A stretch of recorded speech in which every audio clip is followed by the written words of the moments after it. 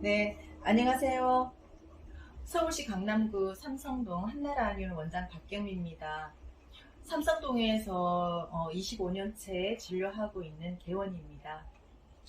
원장님은 가장 자신 있는 치료가 어느 쪽이신가요? 자신 있는 치료를 물어보셨는데 자신 있다기보다 더 열심히 하고 싶은 치료 파트가 이명난청 분야고요. 또 아무래도 또 제가 많이 공감할 수 있는 파트인 갱년기 치료도 재밌게 하고 있습니다. 게다가 최근엔 동청하초를 이용한 각종 혈관 질환도 재미나게 케어하고 있습니다. 충하초와의 만남은 어떤 계기가 있으셨나요? 네, 사실 동충하초와는 그야말로 우연하게 만나게 됐죠. 이 동충하초에 들어있는 그 코디세핀이라는 성분이 천연 항생 물질 그리고 면역 증강 물질로 작용한다는 것을 알게 되면서 아토피 환자한테 응용해 보게 된 게 직접적인 계기가 됐습니다. 그리고 이게 그 동충하초가 최근 들어서는 동충하초에 대한 연구 자료, 연구 논문들이 아주 활발하게 발표가 되면서 그 내용이 당뇨병 예방 및 치료, 혈압 정상화, 그리고 해독작용, 남성 성기능 강화, 항암 효과 등이 있다는 사실을 알게 되어서 저 개인적으로는 이런 파트에 대해서 임상에서의 응용을 좀 확대해 보고 있는 중입니다. 그리고 이제 게다가 최근에 이 코로나 후유증으로 인한 체력 저하와 만성 기침 증상에 환자 본인한테 맞는 처방들과 함께 사용을 해서 좋은 효과를 본 케이스도 여럿 있습니다.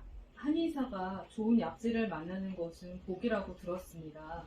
네, 그래서 저는 이 국내의 여러 동충하초 생산업체 중에서도 약용 동충하초 전문 회사를 컨택해서 이 믿을 수 있는 국내산 약용 밀리타리스 동충하초를 사용하고 있지요.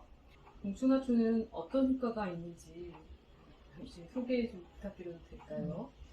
네, 그 청나라 때 발간된 이 본초종신이라는 책에 보면 이 동충하초에 대해서 폐를 보호하고 신장을 튼튼히 하고 또 기침과 출혈을 멈추게 하고 담을 삭힌다라고 기술되어 있습니다. 근데 이 중국산 동충하초는 이 자연산 동충하초로 시넨시스 동충하초가 이제 주된 품종이죠. 근데 이건 인工재배가 되지를 않아요. 그러니까 진품은 그 가격도 너무 비싸기도 하지만 사실 그 진위 여부 판별도 힘들거든요. 근데 이제 그 반면에 우리나라에서 재배하는 품종은 동충하초 중에서 이 밀리타리스 동충하초가 이제 대표적으로 재배가 되고 있는데요.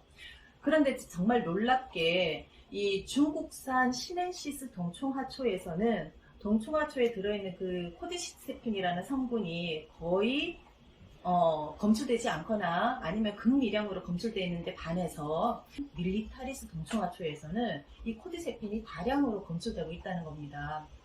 코디세핀에 대해서 제가 조금 부연 설명을 드리자면 1951년 영국 글라스고우 대학의 커닝햄 교수에 의해서 이제 발견된 이래 1983년경 그 일본의 기타사토 대학의 추토무 마사오 교수 등에 의해서 24가지 종류의 동충하초로부터 이 성분을 분석했다고 합니다. 2007년 미국 FDA는 이 코디세핀을 급성 림프구성 백혈병에 대한 희귀의약품으로 승인했고요. 현재는 이 항혈전 등에 대해서 천연물 신약 개발에 응용해서 사용되고 있는 걸로 알고 있습니다. 또 우리나라에서는 2014년경 식품의약품안전청에서 이 건강기능식품의 기능성 원료로 인정을 하고 등재가 된 걸로 알고 있습니다. 한의사분들께 동충하초에 대한 추천의 말씀을 좀 부탁드리겠습니다. 네, 일단 저보다도 사실 임상 실력도 정말 뛰어나시고 그리고 동충하초에 대해서도 여러 다양한 임상 경험을 저 이전에 많이 가지신 분들도 많으실 텐데 제가 이 동충하초에 대한 소개를 드리게 돼서 참 개인적으로 영광이라고 생각합니다. 짧은 시간이었지만 이 피부 질환뿐 아니라 여러 다양한 증상과 이제 상황에 적용해 본 결과 일단 혈관 질환에는 좀 탁월한 듯 합니다. 네, 결론적으로 말씀드리자면 이 첨단의 좋은 무기 하나를 손에 쥐었다는 생각이 드는 게 사실입니다. 아토피, 전립선 비대, 그리고 갱년기, 당뇨, 항암, 뭐 기력 저하, 그리고 천식 등 뭐 이런 종류, 이런 파트들의 환자들에게 개인적으로 사용을 해봤고요. 저희는 또 탕전의 편의상 이 동충하초 발효 추출물을 사용을 했습니다. 물론 이제 앞으로 우리가 임상에서 이 동충하초를 적극적으로 사용하기 위해서는 앞으로 연구해야 할 과제가 많겠지요.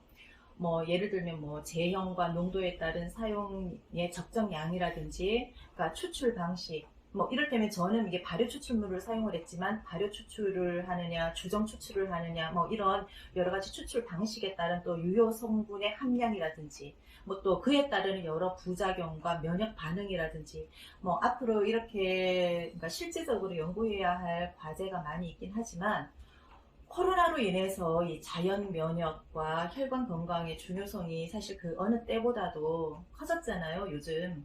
이 너무나 시적절한 귀한 약재가 아닌가 하는 생각이 듭니다. 여러 한의사 원장님들께서 두루두루 임상에서 적용해 보시면 좋겠다는 생각이 들고요. 또 함께 사용하시면서 많은 유익한 자료들이 서로 또 공유가 되고, 아울러 이런 여러 공유점들이 임상에서 서로 간에 도움이 되시길 바라는 마음에서 감히 추천드리고 싶습니다.